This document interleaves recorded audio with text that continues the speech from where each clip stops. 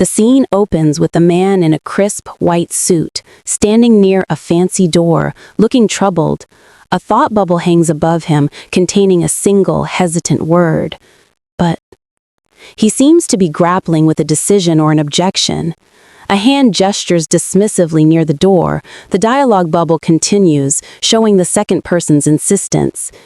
You just go first. Yanya said that we'll ask the driver to take me back to school. You do not need to wait for me. Just go first. The man in the suit is being told to leave without the speaker. The man who was asked to leave is now shown in a close-up, looking down with a distinct expression of surprise or disappointment, his brow slightly furrowed and a drop of sweat near his ear. His internal monologue reveals his growing realization. Didn't expect that both of them were so close. The person he was supposed to wait for is apparently with someone else, Yanya. The final image shows a much more intense and potentially manipulative situation. The pink-haired woman is now looking up at a dark-haired man who is leaning over her, smirking. The woman's line of dialogue is a cynical retort. You are lying. This is followed by the sound effect, snicker, indicating the man's amused and perhaps villainous reaction to her accusation. The focus shifts to the two people. A woman with long pink hair, seemingly in bed or lying down, looks exhausted or distressed. The second person, whose identity is now clearer, is speaking to the person who just left. You go first. I want to talk to Yanya for a while. This confirms the earlier instruction for the first man to leave, suggesting an intimate or private conversation is taking place between the two people remaining. Despite his initial misgivings, the man in the white suit maintains his polite facade, agreeing to their request. He suggests a compromise. So, both of you keep talking. I'll wait for you downstairs. Wait after Schreier goes to bed. I'll take you to school.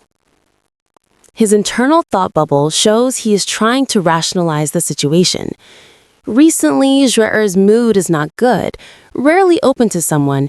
Maybe it should not bother them. The man accepts the situation and turns to walk away. His final, resigned word is conveyed in a speech bubble. Sure. He exits the room, leaving the dark-haired man and Schreier alone. The true nature of the interaction is revealed immediately upon the first man's departure.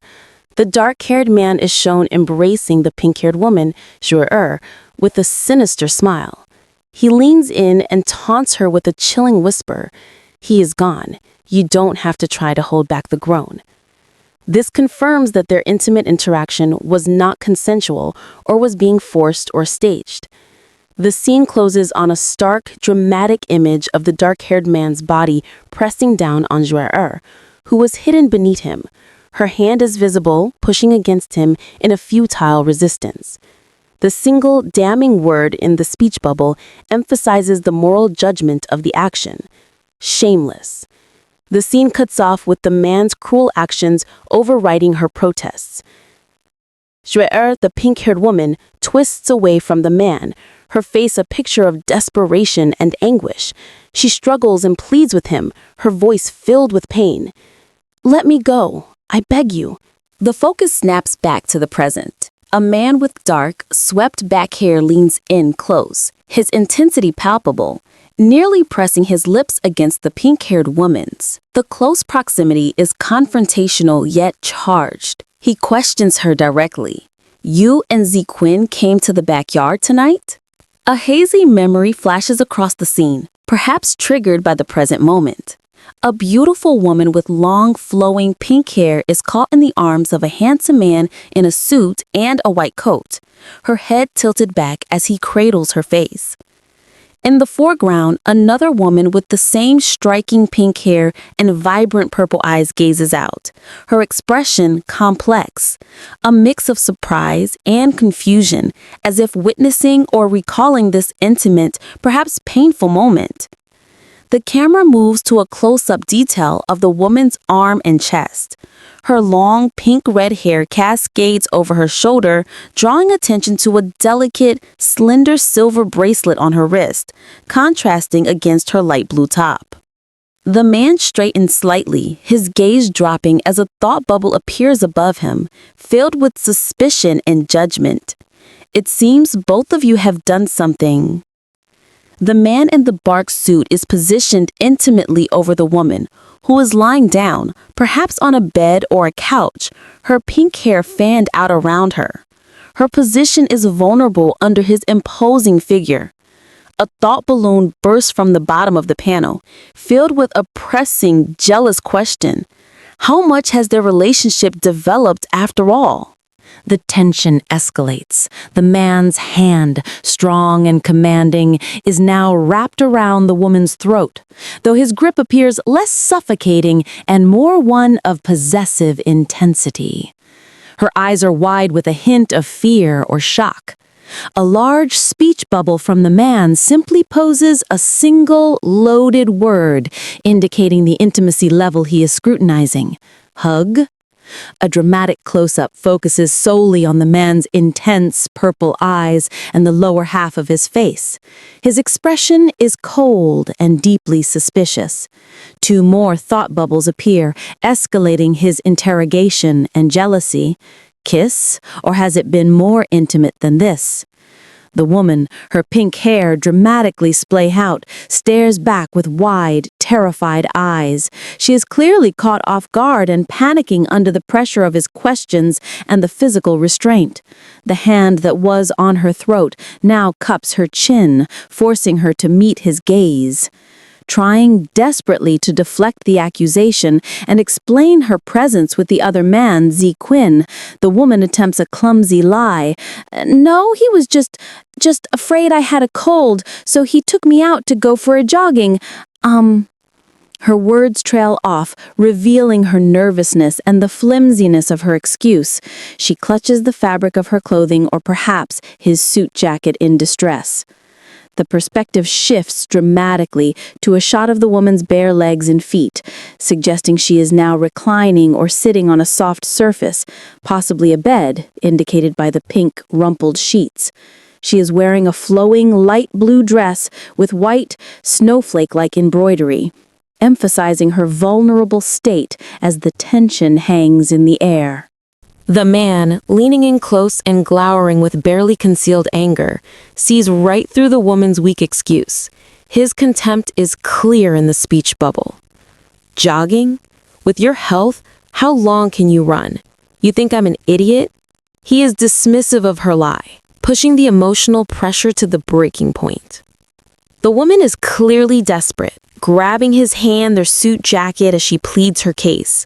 Her voice is shaky and riddled with ellipses, showing her fear and urgency.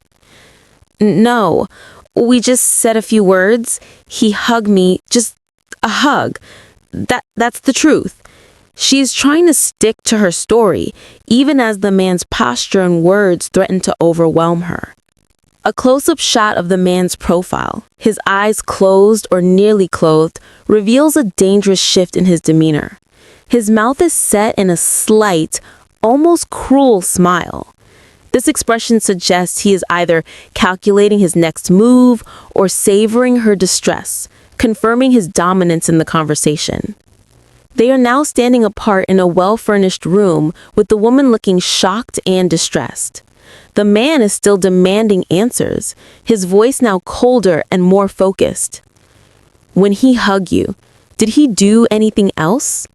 His question emphasizes the boundary he believes has been crossed. The woman has had enough of the interrogation. They are both seated now, and the man is seen fiddling with a piece of paper or a cloth in his hands. The woman confronts him directly, her tone shifting from fear to defiance as she finally recognizes the true source of his anger. You're so angry today because of Muzi Chin? You were jealous of him. This line delivers a sharp climax to the confrontation, naming his underlying emotion. In a gesture that speaks volumes about his feelings regarding the previous physical contact, a close-up shows the man meticulously wipe, as indicated by the text, his hands with a handkerchief or tissue. This action, following the confession of the hug, conveys a sense of disgust or purification, amplifying the drama of his jealousy and possessiveness. The man looks up with a confident, slightly mocking smirk. He seems pleased that the woman has identified his core issue, suggesting she is aware of the consequences or the nature of their relationship. He states, "It seems you understand the problem too." The woman, refusing to back down, meets his gaze and lays down the final boundary, referencing their pre-existing arrangement. "He just hugged me and didn't take any other action. Moreover, this has been specified in our agreement, so don't make it difficult for me anymore." Her expression is now firm, defending her actions based on the terms of their contract. As the man denies his behavior, the woman internally questions his motives, completely confused by his contradictory and intense reaction. A thought bubble bursts over the panel, focusing on the delicate necklace on her chest. Why did he react like this? What does it mean, after all? This concluding thought highlights the ambiguity and deepening complexity of the man's feelings and their relationship. The man is clearly taken aback by her sudden assertiveness. He leans in again, his smirk transforming into a mix of surprise and annoyance. Two speech bubbles reveal his internal and external reaction. Internal thought. This woman is so brave. Dare to argue back me? Spoken. I make you difficult from when? He denies her accusation that he is making things difficult for her. The focus shifts to the woman, who appears to have regained her composure, though she is still apprehensive. She makes a direct proposal, reminding the men of the transactional nature of their relationship. "I pay you, then will you leave me free?" The panel focuses on the lower halves of their bodies, showing the distance and formality that remains between them despite the intimate conversation. The man turns away, perhaps pulling his suit jacket back into place, and agrees with a confident, almost dismissive expression. He confirms the terms of their financial arrangement while immediately asserting his authority and intention to take her back to a location called Diguo. "That's right. If you pay me, everything is done. Come back Diguo with me tonight." His words seem to settle the conflict, but his demand for her to return with him tonight underscores the ongoing control he has over her.